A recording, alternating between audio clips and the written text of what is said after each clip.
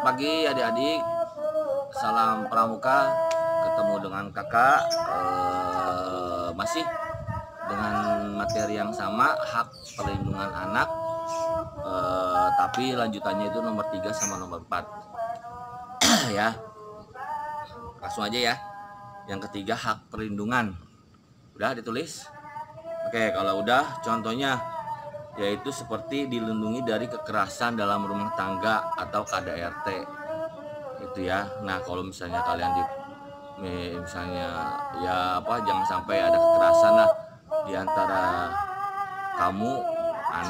antara kamu sama orang tua itu ya. Jaga emosi orang tua, jangan sampai orang tua marah gitu ya. Itu terus dari pelecehan seksual ya, untuk yang begitu. Tindak kriminal dari pekerjaan layaknya orang dewasa. Dari layaknya pekerjaan orang dewasa itu contohnya misalkan nggak perlulah kalian dibanyak kerja keluar, ngamen, minta-minta apa segala macam, karena kalian dibesarkan sama orang tua, dilahirkan sama orang tua, itu tugasnya hanya belajar, dan belajar, nggak ada yang lain ya. Kalau misalnya kalian saya mau jualan ini, tapi ya harus persetujuan orang tua. Misalnya jualan tali rambut, misalnya kalian bisa bikin sendiri, ya itu nggak jadi masalah. Tapi bilang dulu sama orang tua, boleh nggak kalian jualan itu ya. Dan masih banyak lagi, itu contoh yang ketiga ya. Sekarang contoh yang keempat, atau hak berpartisipasi atau hak partisipasi ya.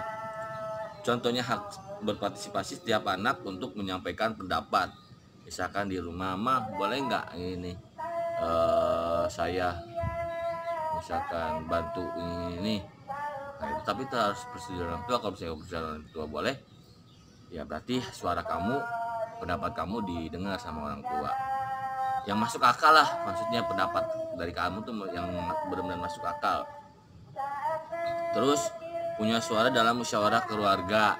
Kamu nanti punya suara musyawarah keluarga, misalkan tanya deh sama orang tua kamu, musyawarah punya suara dalam musyawarah keluarga itu apa itu ya. Terus punya hak berkeluh kesah atau curhat. Nah, kamu boleh curhat sama orang tua kamu, contohnya sama ibu kamu, curhat dia masalah PR, masalah ya selebihnya PR, jangan masalah pacaran ya. Pacaran mah kamu udah lulus kuliah baru silakan curhat sama orang tua itu ya. Jangan SD sampai SMA tuh kalau bisa jangan pacaran dulu lah, ibaratnya ngeganggu pelajaran nanti ya.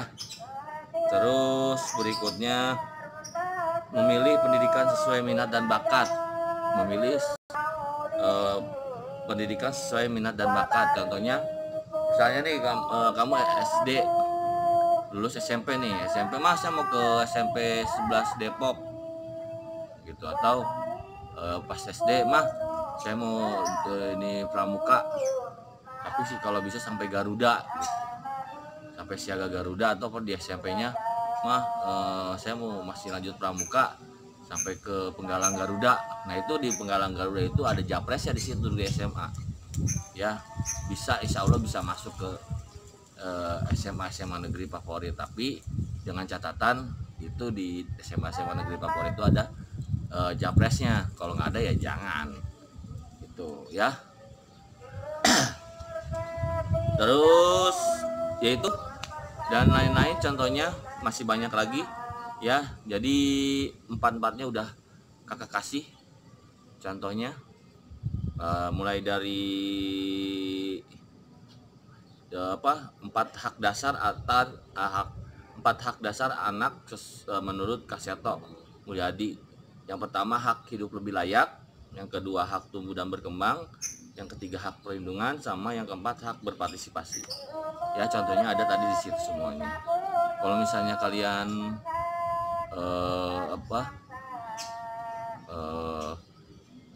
ya ada di situ.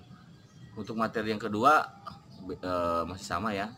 Tapi kalau misalnya kalian materi yang pertama belum, ya tulis saya materi yang pertama dulu, yang poin 1 sama poin 2. Jadi biar kakak bagi 2 biar kalian nggak bingung kayak kemarin-kemarin. Itu aja dari kakak.